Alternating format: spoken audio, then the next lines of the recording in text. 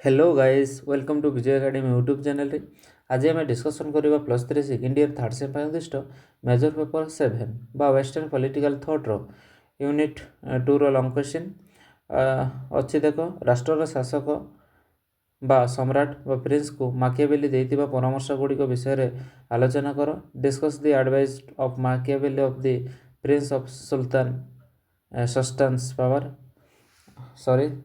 Power हम उत्तर आम लिखा माकियावेली मध्य राष्ट्र हूँ सर्वस्व अनुष्ठान प्रत्येक नागरिक राष्ट्र प्रति आनुगत्य प्रदर्शन करने आवश्यक मनुष्यर स्वार्थपरता मंद प्रकृति दमन करने राष्ट्र सृष्टि माकियावेली राष्ट्र केतगुड़ी वैशिष्ट्य विषय उल्लेख करगुड़िक एक राष्ट्र मनुष्य मान द्वारा सृष्टि एक सर्वोच्च अनुष्ठान मनुष्य स्वार्थ प्रवण आत्मकेन्द्रिक उच्च बेलासी किंतु दुर्बल संचल मन अस्थिर अटे मनुष्यर इच्छा कामन अंत ना से सर्वदा तार स्वार्थ साधन पर चेष्टित जहाँफल तार स्वार्थपरता को दमन करने राष्ट्र सृष्टि दुई हूँ राष्ट्र तीन प्रकार जमीक राजतंत्र अभिजात तंत्र साधारण तंत्र एमान मध्य साधारण तंत्र राष्ट्र सर्वोत्कृष्ट बोली माकियावेली मत व्यक्त कर समय इटाली परिस्थिति को देखि से राजतंत्र सर्वोत्कृष्ट बोली मत से समय राजतंत्र ही इटाली शांति प्रतिष्ठा करने दिगरे सहायक होता। 3 नंबर पॉइंट हूँ साबाइन को मतरे माकियावेली दुई परस्पर विरोधी मत व्यक्त कर एक पक्षे अग्रिम गणतंत्र को अग्रिम राजतंत्र को समर्थन करुवा बेले अन्य पक्षे मुक्त स्वाधीन और स्वयंशासित जनसाधारण तंत्र राष्ट्र रहा गुरुत्वारोप कर। 4 नंबर पॉइंट हूँ आलेन मतरे माकियावेली राष्ट्र हूँ एक धर्मनिरपेक्ष राष्ट्र से धर्म को राजनीति प्रयोग कर राष्ट्र को धर्म अनुष्ठान गुड़िक ऊर्ध्वर रखिंट शासक मान प्रजा मान अनुसरण करुवा धर्म गुड़िक सम्मान करने परामर्श देते मध्य लोक मध्य धर्मर यथेष्ट प्रभाव रही या मध्य उदारता सचेतता सहनशीलता आईन को मान्यता प्रदान करने मानविक इत्यादि महत् गुण गुड़िक सृष्टि करें लोक मध्य असामाजिक अमानुषिक प्रवृत्ति धर्म माध्यम दमन करने माकियावेली शासक मान उपदेश देते।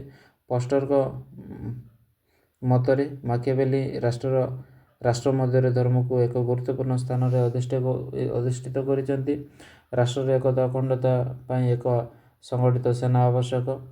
5 नंबर पॉइंट हूँ माकियावेली मत राष्ट्र निजस्व एक सेना बाहिनी रखा आवश्यक निज भूखंड में आदिवासी मानक नहीं राष्ट्र सेनाबाहिनी गठित होगा आवश्यक निज भूखंड आदिवासी मानक नहीं राष्ट्र सेनाबाहिनी गठित होगा आवश्यक राष्ट्र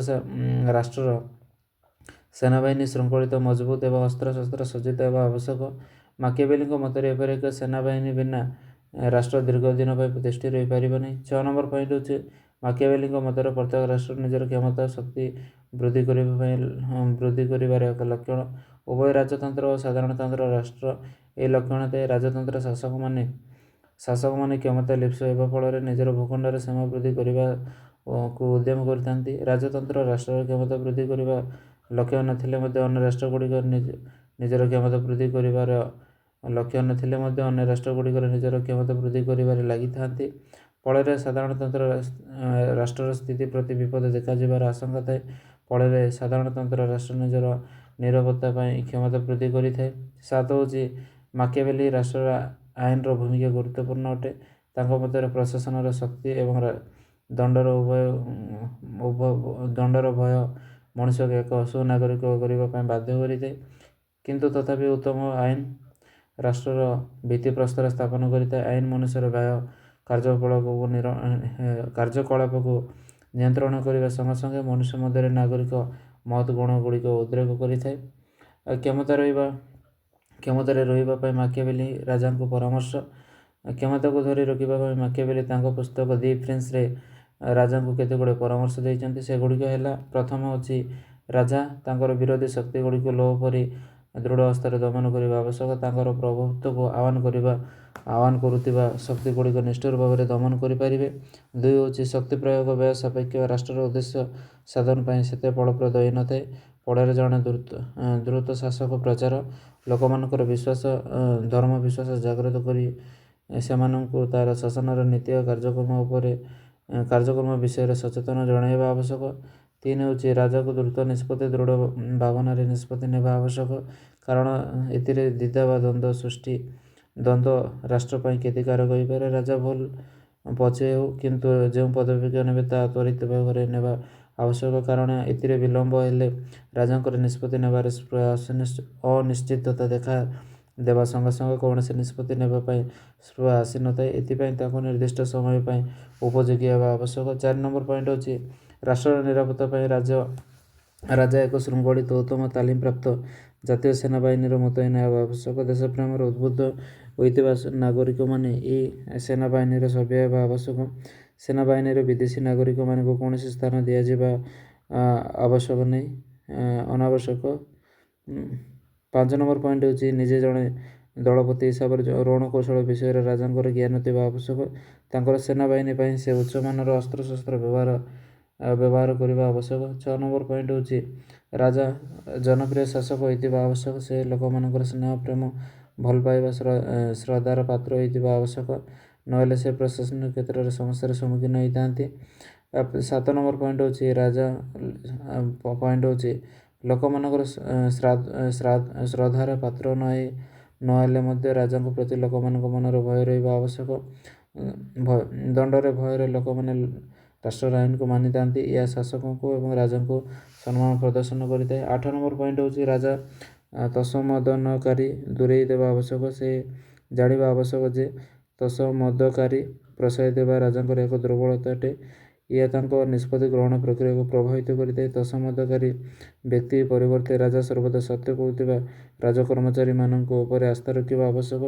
9 ନମ୍ବର ପଏଣ୍ଟ ହେଉଛି ରାଜଦରବାରରେ ରାଜା ସମସ୍ତ ଆପତ୍ତି ଶୁଣିବା ଆବଶ୍ୟକ ନୁହେଁ। କୌଣସି ବ୍ୟକ୍ତିକୁ ଶୁଣିଲେ ତାଙ୍କ ସମ୍ମାନ ହ୍ରାସ ପାଇବାର ଭୟ ଥାଏ।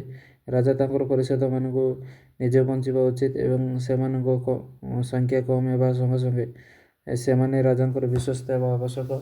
10 ନମ୍ବର ପଏଣ୍ଟ ହେଉଛି ପ୍ରଶାସନିକ କାର୍ଯ୍ୟରେ ରାଜା ଗୋପନୀୟତା ସିକ୍ରେସି ଅବଲମ୍ବନ କରିବା ଆବଶ୍ୟକ। ରାଜାଙ୍କର ଗୋପନୀୟତା ନୀତି ସର୍ବସାଧାରଣଙ୍କ ପ୍ରକାଶିତ ହୋଇଗଲେ ରାଷ୍ଟ୍ରର କ୍ଷତି ହେବା ଆଶଙ୍କା ଥାଏ। 11 ନମ୍ବର ପଏଣ୍ଟ ହେଉଛି ପ୍ରଶାସନିକ କ୍ଷେତ୍ରରେ ରାଜା ସବୁବେଳେ ସାଧୁତା ଅବଲମ୍ବନ କରିପାରିବେ ନାହିଁ। ରାଷ୍ଟ୍ରର ସ୍ୱାର୍ଥ ଦୃଷ୍ଟିରେ ଆବଶ୍ୟକ ଦୃଷ୍ଟିରେ ସେ ଅସାଧୁ ପଥକୁ ଅବଲମ୍ବନ କରିପାରିବେ। ମାକିଆଭେଲିଙ୍କ ମତରେ ମାତୃଭୂମି ନିରାପତ୍ତା ପ୍ରଶ୍ନ ଉଠିଲେ ସେଠାରେ ଭୁଲ, ଦୟା, ନିଷ୍ଠୁରତା, ସମ୍ମାନ, ଅସମ୍ମାନକୁ ବିଚାରକୁ ନିଆଯାଏ ନାହିଁ।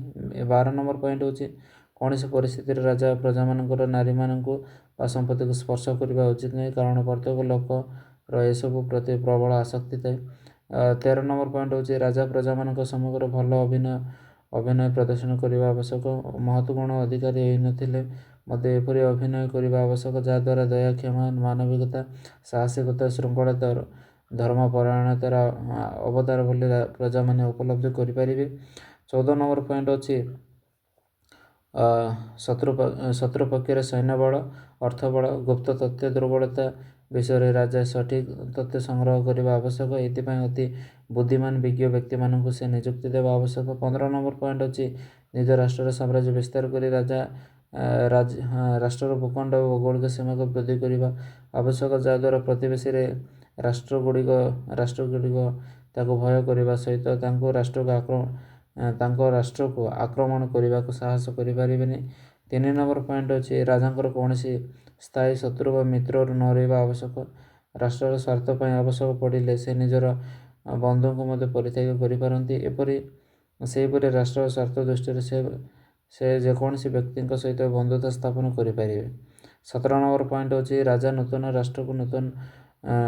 ରାଷ୍ଟ୍ରକୁ ନିଜ ଅକ୍ତିଆରରେ ଆଣିଲେ ଯଦି ସେ ରାଷ୍ଟ୍ରର ନାଗରିକମାନେ ପୂର୍ବରୁ ସ୍ୱାଧୀନ ହୋଇଥିବେ ତେବେ ସେମାନେ ସ୍ୱାଧୀନତାକୁ ଧ୍ୱଂସ କରି ସେମାନଙ୍କୁ ନିଜ ରାଷ୍ଟ୍ରର ନୀତିନିୟମ ମାନିବା ପାଇଁ ବାଧ୍ୟ କରିବା ଆବଶ୍ୟକ।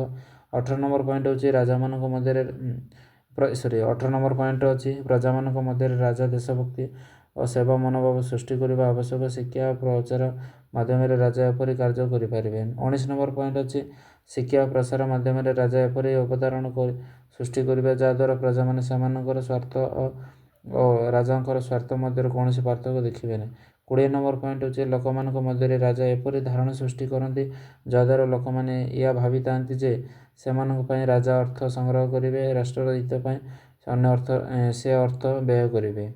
ଜଣେ ସୁଶାସକ ହିସାବରେ ରାଜାଙ୍କର ଏହିସବୁ ଗୁଣ ରହିବା ଆବଶ୍ୟକ। ଏଥିପାଇଁ ମାଖିଆଭେଲି ରାଜାଙ୍କୁ ଏହିସବୁ ଗୁଣର ପରାମର୍ଶ ଦେଇଛନ୍ତି। ଏଥିପାଇଁ ସେ କେତେକ ଅଂଶରେ ସମାଲୋଚନା କରାଯାଇଥିଲେ ମଧ୍ୟ ଆଧୁନିକ ରାଷ୍ଟ୍ରନୀତିଜ୍ଞମାନେ ମାକିଆଭେଲିଙ୍କ ପରାମର୍ଶ ଅନୁସାରେ କାର୍ଯ୍ୟ କରିଥାନ୍ତି। ଏହା ଥିଲା ଆମର ମାକିଆଭେଲିଙ୍କ ଯେଉଁ ପ୍ରଶାସନ ବା ଶାସନ କରିବା ଗୁଣ ଗୁଡ଼ିକ। ପରବର୍ତ୍ତୀ ସମୟରେ ଆମେ ମଣିଷର ପ୍ରକୃତି ବିଷୟରେ ଆଲୋଚନା କରିବା। ଥମାସ ହବ୍ସ କ'ଣ କହିଥିଲେ ସେ ବିଷୟରେ ଡିସ୍କସନ୍ କରିବା। ରହିଲି, ଧନ୍ୟବାଦ।